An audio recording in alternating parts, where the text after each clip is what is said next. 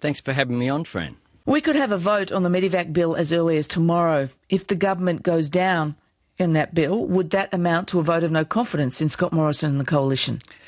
Well, we can debate these issues, but I suspect not, because the government would point to the provisions which are there for a specific procedures that are required for a vote of no confidence. There has to be notice given of when that debate will take place. What's very clear, though, is that the Morrison government has lost the confidence of the Australian people. And if they had any dignity, frankly, Fran, they would go to an election, given that we now have a part-time parliament which is going to sit just 10 days. OK, well, the government points out that the minority Gillard government, and you were in charge of marshalling the votes then, lost 62 votes on the floor of the parliament. Well, so that's what's just the difference not true. here? Well, it's just not true, Fran. What did you lose? We didn't lose any votes on legislation on the floor of the Australian Parliament. So what are these 62 instances the government talks of? That's Christopher Pyne's fantasy. The fact is that we had 595 to nil was the scoreboard, and the fact is as well, as you would well recall, the now government used to say, Christopher Pyne and others, that if we lost a vote, that would be the end of the government. If we have lost votes on legislation, I think you would have known about it. Yeah, let's go to the medical transfer bill. That will be the first order of business, or very early up tomorrow, we expect. Labor voted for it late last year in the Senate. Will Labor vote for it this week in the Reps? Will Labor hold fast on this? Well, Fran, what we've got to do here is take a bit of a step back from the government's rather hysterical rhetoric and think about what this bill is about and why Kerryn Phelps has brought it forward.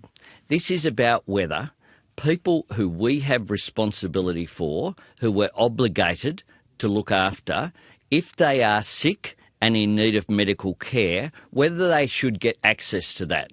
Now, our view, very clearly, is yes. I think the Australian people understand that, and their answer to that is yes as well. And what the government has done on this legislation, frankly, is not tell the truth. Because the legislation, yes, says that 2 doctors may make a recommendation, but that's subject to ministerial approval. The minister can then refer it to a panel which includes people who the minister himself, Mr Dutton, has appointed to that panel, and they will make a final determination, except for, of course, the minister also has discretion on national security grounds. OK, but just there, as you say, that panel, the ultimate panel, can make the ultimate decision. And your colleague, Shadow Immigration Minister Shane Newman, now says, he's quoted in Sydney Morning Herald today, saying the minister should have the final discretion over medical transfers. And as you've just explained, that is not how the current bill is structured. So Shane Newman is saying Labor has always had 2 clear objectives, making sure sick people can get medical care and making sure the minister has final discretion over medical transfers. That sounds like Labor is about to compromise.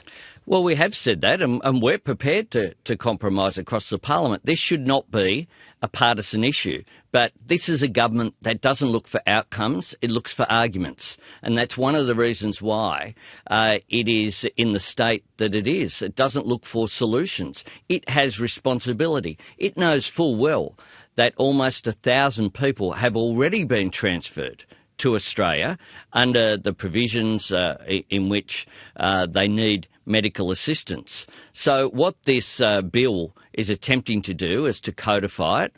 Are you saying, no, you don't think it's codified it correctly yet? You agreed with Shane Newman. Do you agree with Shane Newman that the final discretion over medical transfers must rest with the minister? Do you think there's still some amending of this bill that must happen before Labor will support it?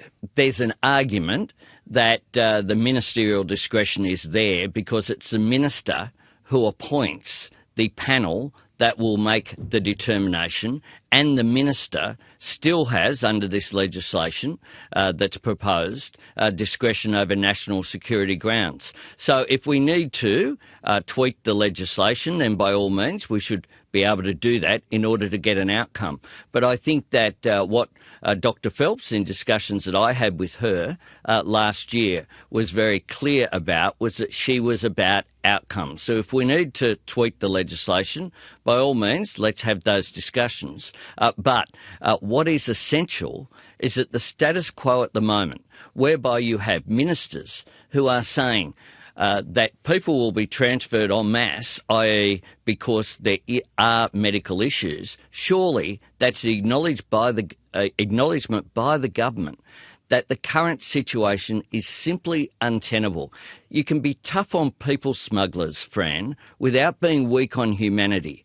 And the hysteria from the government saying that this would dismantle the entire system of border protection should be called out for the nonsense that it is. The fact is, this government is running scared. It's looking for scare campaigns rather than governing in the national interest, and rather than governing with a view to having the respect for human dignity that all Australian governments should have, because I believe the Australian people want to see a government that looks after people as well as secures the borders. Australians have voted again and again, though, to get the point across they want secure borders, and the government does tender this advice, now declassified, from the Department of Home Affairs that says 1,000 people on Manus and Nauru, quote, could have access to a transfer within weeks. It's that the government is using to say to Labor that if you do this, you will open up the floodgates again. Friend, this is a government that spends day after day wanting to send signals to people smugglers that somehow you might be back in business. It's quite extraordinary, their behaviour, and the leaking of classified information had never occurred under previous governments. This is a government that is all about politics, not about substance, and it shouldn't be beyond the wit of the government to be able to have a border security policy, but also to ensure that people who it has a responsibility for, who are ill and sick, and bear in mind these people have been in detention without hope for more than 5 years. It's not surprising that is producing very negative health outcomes for many of those people. Look, there's no doubt that public pressure has been brought to the government on this, and I think the Wentworth by-election was a clear example of that. But just to go to possible compromises, you've obviously looked closely at this. Under the so-called Phelps Bill, the Immigration Minister can overturn a medical decision if there's an adverse security assessment. In other words, if someone is judged to be a national security risk. But national security covers threats like terrorism and espionage. It doesn't cover crimes like rape and murder, which is what the Minister, Peter Dutton, is putting forward. Is that a potential compromise to expand that definition of what's a national security threat under this bill? Well, there'll be discussions quite clearly today. It's unfortunate that the government has been so intransigent about it and has chosen to engage in rhetorical argument rather than take action. But what we've seen since this bill was introduced, of course, Fran, is children removed from Manus and Nauru, a circumstance which the government at the time of the introduction of the bill said wasn't possible. So the government itself has moved. What we actually need here is an outcome. There is agreement about the broad range of border security issues. There's agreement from the main parties about offshore processing. There's agreement about securing our borders. What this is about is a humanitarian response to people who are in need, and whether there should be a codification, really, of something that is happening already, which is people have been transferred. Almost 1,000 to Australia are here right now. Let me ask you this. Would you vote for the so-called Phelps Bill as it now stands? Oh, look, I'll be having those discussions in our processes that'll take place today, Fran. But I'll be bringing my values, which are that you can be tough on border security without being weak on humanity. OK, let me interrupt you there because we're almost out of time, because an unnamed MP from the right of the Labor Party is quoted in the Oz today as saying the children in our party who believe the fairy tales have to be stopped, national security is just too important to be allowed to be run by children.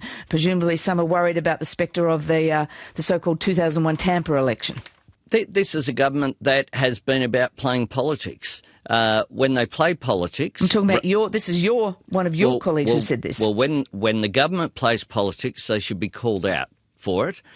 This government is undermining our national security with some of their rhetoric, and it's undermining our national security by leaking classified documents in a strategic way designed to put spin on it and designed to scare people.